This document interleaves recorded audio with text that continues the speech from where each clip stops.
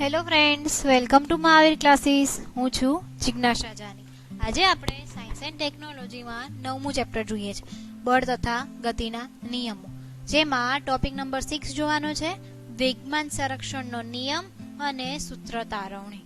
આ ખાસ અગત્યનો ટોપિક છે, વારે વારે પૂછાતો એવો ટોપિક છે, વેગમાન સંરક્ષણનો નિયમ અને તેની સૂત્ર તારવણી. તો એકદમ ચોક્કસ ધ્યાન આપજો. વેગમાન સંરક્ષણનો નિયમ કંઈક આ મુજબ છે કે બાહ્ય બળની ગેરહાજરીમાં, બાહ્ય બળ નથી આપ્યું, જોજો, બાહ્ય બળની ગેરહાજરીમાં આંતરક્રિયા કરતા બે કે તેથી વધુ પદાર્થોના બનેલા તંત્રનું કુલ વેગમાન અચળ રહે છે. બાહ્ય બળ નથી આપતા, બરાબર છે, તેની ગેરહાજરીમાં આંતરક્રિયા કરતા એટલે કે ગમે તે વચ્ચે ક્રિયાઓ થતી હોય, એવું જરૂરી નથી કે એ અથડાય, ગમે તે ક્રિયાઓ થતી હોય એની બે નજીક આવતા હોય, ઘણી બધી આંતરક્રિયાઓ થતી હોય, તેમાંથી આંતરક્રિયા કરતા બે કે તેથી વધુ પદાર્થોના બનેલા તંત્રનું એટલે કે જે કઈ ગમે એટલા પદાર્થો છે તેના બનેલું તંત્ર આખું, તેનું કુલ વેગમાન કેવું હોય છે? અચળ હોય છે. હંમેશા આ વસ્તુ યાદ રાખજો કે ગમે તે પદાર્થોનું કોઈ તંત્ર બને છે અને એની વચ્ચે જ્યારે આંતરક્રિયા થતી હોય છે ત્યારે તેનું કુલ વેગમાન હંમેશા અચળ રહે છે. જોઈએ એક ઉદાહરણ દ્વારા કઈ રીતે. તો જો બે ગતિમાન દડાઓ A અને B ના દળો અનુક્રમે M1 છે અને M2 છે. જો સમજો, આ કોઈ દળ ધરાવતો M1 દળ ધરાવતો પદાર્થ A છે અને કોઈ આ બીજો પદાર્થ જે B છે, દડો જ છે, દડાની જ વાત કરી છે, M1 દળ ધરાવતો A દળો અને B દળો જેનું દળ છે M2 જેટલું, તેનો પ્રારંભિક વેગ U1 જેટલો છે અને B દળો છે એનો પ્રારંભિક U2 જેટલો છે, અને U1 વધારે છે U2 કરતા, એટલે જે બેની ગતિ થાય છે ને એમાં U1 વધારે છે, એટલે કે આની ગતિ વધારે છે, એની ગતિ કેવી છે? વધારે છે. આ વસ્તુ યાદ રાખજો જેથી તમારે આ ગોખવું ન પડે. U1 is greater than U2. એટલે કે ધારો કે બંને એકબીજા સાથેથી આંતરક્રિયા દરમિયાન O બિંદુ પાસે T સમય સાથે અથડાય છે. હવે શું થયું? O બિંદુ પાસે પહોંચ્યા અને T સમય માટે એટલે કે એક અમુક સેકન્ડ સુધી એ અથડાય છે, અને અથડાય છે તો એના O બિંદુ જુઓ, તમને દેખાય છે અહીંયા અથડામણ પહેલા, એટલે કે આ પદાર્થ A છે જેનું દળ M1 જેટલું છે, તેનો વેગ વધારે છે કારણ કે સાઈઝમાં M1 ઓછું છે, એટલે U1 જેટલું છે, વધારે છે, અને B પદાર્થ છે એનું દળ M2 જેટલું છે અને એનો પ્રારંભિક વેગ U2 જેટલું છે. અથડામણ પહેલા તો એની વેગમાનની વાત કરીએ તો અથડામણ પહેલા તેનું વેગમાન કેટલું છે? વેગમાનનું સૂત્ર તમને યાદ જ છે, M = mv. હવે આપણે પદાર્થ A ની વાત કરીએ છીએ, દડા A ની વાત કરીએ છીએ, એટલે હંમેશા આપણે લખતા જશું PA = હવે M1, કારણ કે M છે M1 અને પ્રારંભિક વેગ કેટલો છે? U1. M1 અને U1 લખતા જજો દરેક જણ મારી સાથે. આકૃતિ પણ આમાં દોરવાની છે. થઈ જાય પછી જ વિડીયો આગળ ચલાવજો. એક વસ્તુ થઈ જાય પછી જ આગળ વિડીયો ચલાવજો, બરાબર છે. હવે દડા B ની વેગમાનની વાત કરીએ તો દડા B માટે વેગમાનનું સૂત્ર સેમ જ રહેવાનું, P = mv. PB B માટે વાત છે એટલે PB = m2u2, બરાબર છે. અને કુલ વેગમાનની વાત કરીએ તો PI = બંનેનો સરવાળો, કુલ વેગમાન. પદાર્થ જે અથડાતા નથી એ પહેલાની વાત છે, અથડાયા નથી ને એ પહેલાની વાત છે. તો M1 U1 પ્લસ એટલે કે આપણે અહીંયા એમ પણ લખી શકીએ PI = PA પ્લસ PB. આ લખજો તમે, આટલું લખાઈ જાય તમારી જાતે લખજો પછી જ આગળ વધજો, બરાબર છે. હું ભલે આગળ વધું, તમે વિડીયો પોઝ કરીને લખજો પહેલા. હવે અથડામણ થયું, અથડામણ દરમિયાન શું થયું કે એ પદાર્થે B પદાર્થ પર બળ લગાડ્યું અને તેટલા જ મૂલ્યનું B પદાર્થે એ પદાર્થ પર બળ લગાડ્યું. આપણે ન્યૂટન ગતિનો ત્રીજો નિયમ શીખી ગયા છીએ. આ અથડામણ દરમિયાન B દ્વારા A પર લાગતું બળ, જોજો કઈ રીતે લખવાનું છે, B પદાર્થ દ્વારા, B પદાર્થે લગાડ્યું છે અને કોના પર લગાડ્યું છે? A પર લગાડ્યું છે, એટલે હંમેશા જેની ઉપર લાગે છે એને પહેલા રાખવાનું, એટલે એ ખસી ના જાય, અને જે લગાડે છે એ પાછળ રહેશે. હવે યાદ રહી ગયું કઈ રીતે લખવાનું છે કે પદાર્થ જે A પદાર્થ બી પદાર્થ દ્વારા એ પર જે બળ લાગ્યું છે તે કેટલું છે? એ બી જેટલું. અને ન્યૂટન ગતિના બીજા નિયમ અનુસાર એ દ્વારા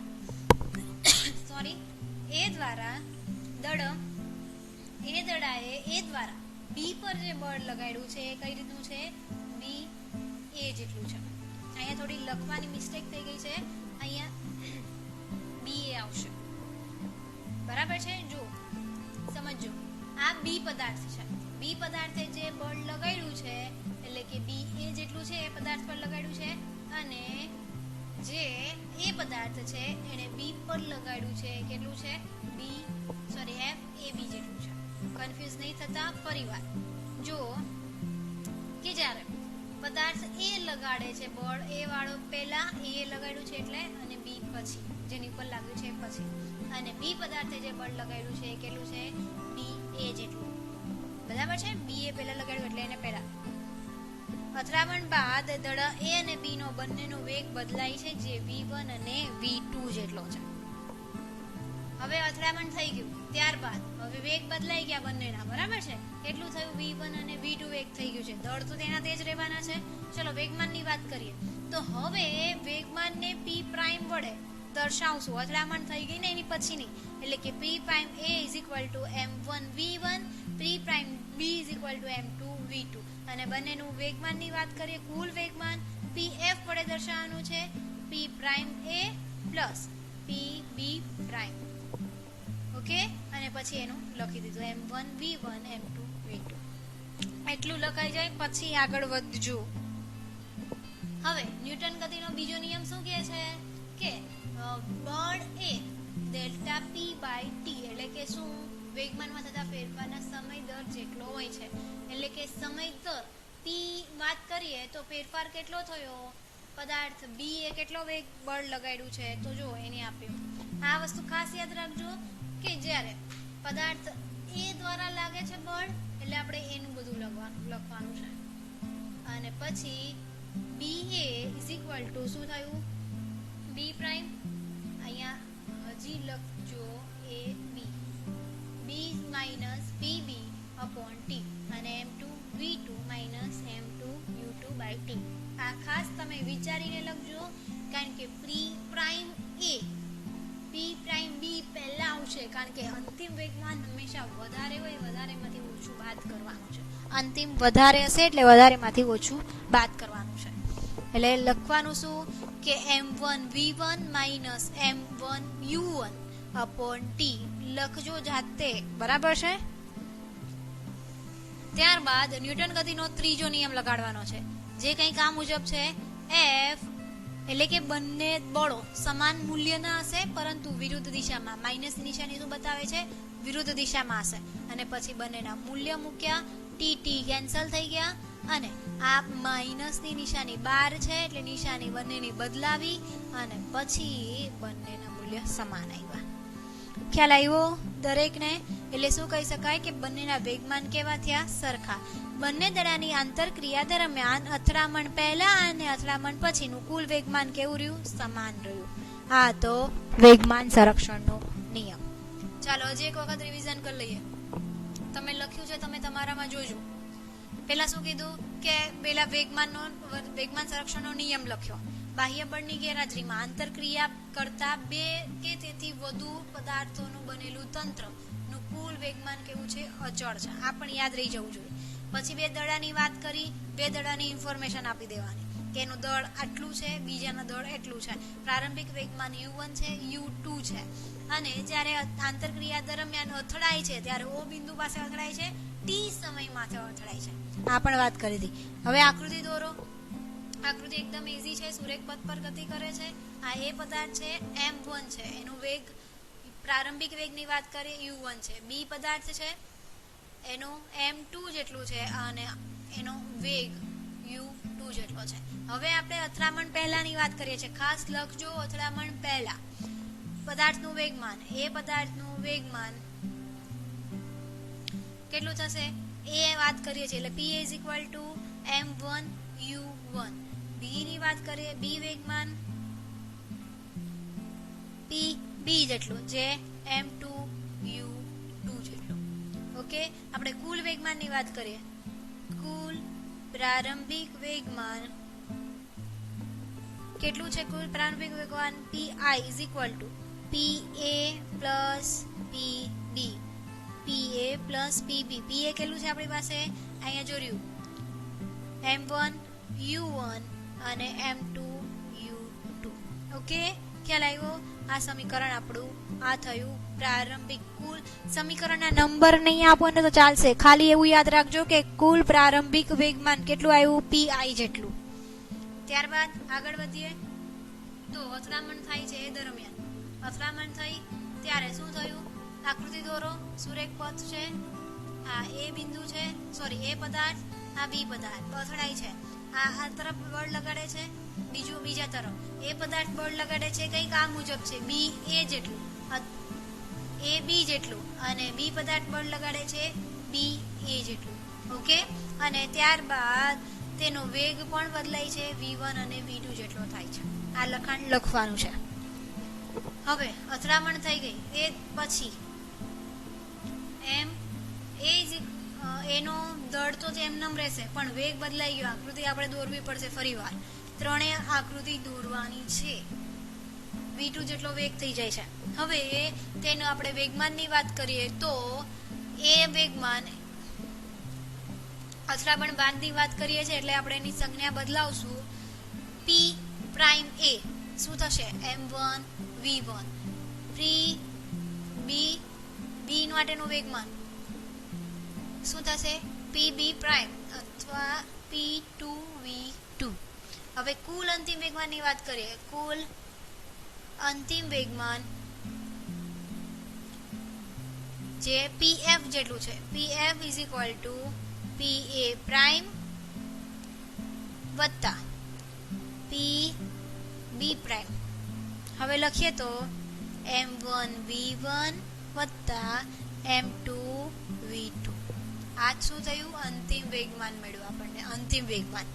હવે ન્યૂટન ગતિનો બીજો નિયમ શું કહે છે કે વેગમાનમાં થતો ફેરફારનો સમય દર એ બળ જેટલો હોય. આપણે લખીએ કે ન્યૂટન ગતિનો, તમે લખજો મારી સાથે, બીજી વખત પણ લખજો, ન્યૂટન ગતિનો બીજો નિયમ અનુસાર F is equal to delta p upon T. એટલે કે બળ F બી પદાર્થ એ પદાર્થ બી પર લગાડે છે કેટલું છે? કંઈક આ મુજબ છે, pa પ્રાઇમ માઇનસ એ પદાર્થ પર જે કાંઈ ફેરફાર થયો એ લખી દીધું આપણે. કેટલો ફેરફાર થયો? અહીંયા આ કેટલું છે? v વાળું છે, પ્રાઇમ લખ્યું ને એટલે v વાળું હોય ને, ઓછા m1 u1 અપોન ટી. હવે બી પદાર્થ એ પદાર્થ પર જે લગાડે છે કંઈક આ મુજબ છે, ડેલ્ટા p અપોન ટી. એટલે કે pb prime minus pb upon T. એટલે કેટલું છે? p2 m2 v2 minus m2 u2 upon T. આ આપણને મળ્યું બંને બળો. ઓકે, હવે ન્યૂટન ગતિનો ત્રીજો નિયમ આપણે લખીએ. લખો તમે. ન્યૂટન ગતિના ત્રીજા નિયમ અનુસાર ન્યૂટન ગતિનો ત્રીજો નિયમ શું કહે છે કે બંને બળો સમાન મૂલ્યના અને પરસ્પર વિરુદ્ધ દિશામાં હોય છે. F આગળ જોજો તમે શું લખ્યું છે, તમારે તો એક જ પેજ ઉપર હશે બધું, એટલે તમે જોજો કે m1 v1 minus m1 u1 upon T is equal to minus m2 આવશે અહીંયા, બરાબર છે, m2 v2 minus m2 u2 upon T. હવે ટી બંને કેવા થયા? કેન્સલ. તો શું બચ્યું? m1 v1 minus m1 u1 બરાબર minus m2 v2 minus m2 u2. હવે આ માઇનસની નિશાની અંદર લઈ જઈએ તો આ માઇનસ થઈ ગયું minus m2 v2 plus m2 u2. તમે તમારી જાતે લખજો, આ તો આમનામ હતું જ. હવે માઇનસ જે નિશાની છે એ માઇનસ વાળાને પ્લસ કરવા છે તો શું કરવું પડશે? આ બાજુ લઈ આવવા પડશે ને. લઈ જાઓ પેલી બાજુ, આ માઇનસ ને પેલી બાજુ લઈ જાઓ, આ માઇનસ ને આ બાજુ લઈ આવો, એટલે કે m1 v1 પ્લસ આ માઇનસ હતા પ્લસ થઈ ગયા ને, આ બાજુ આવ્યા એટલે પ્લસ m2 v2 બરાબર m2 u2 તો અહીંયા હતા જ, m2 u2 તો હતા જ. આ બાજુ આવ્યા માઇનસ છે, આ માઇનસ છે, આ બાજુ આવશે તો plus m1 vu1 m1 u1. આ vv વાળા આ vv વાળા એટલે કે ડેલ્ટા p આપેલું પદાર્થ કેની માટે આગળ જો લખ્યું છે આપણે vv વાળા આયરું f pf બરાબર ને, એટલે લખીએ અહીંયા pf is equal to delta pi. બંનેનો ફેરફાર છે એટલે આપણે લખી શકશું pf અને pi. ઓકે, સમજ પડી દરેકને? Very good.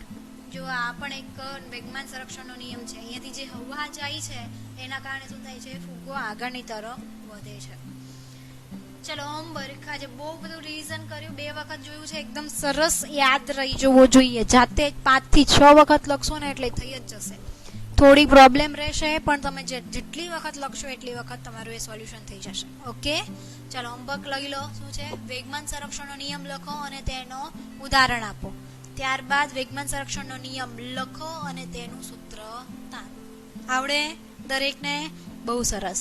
ફરી મળીશું આના દાખલા સાથે. ત્યાં સુધી બાય બાય. Thank you.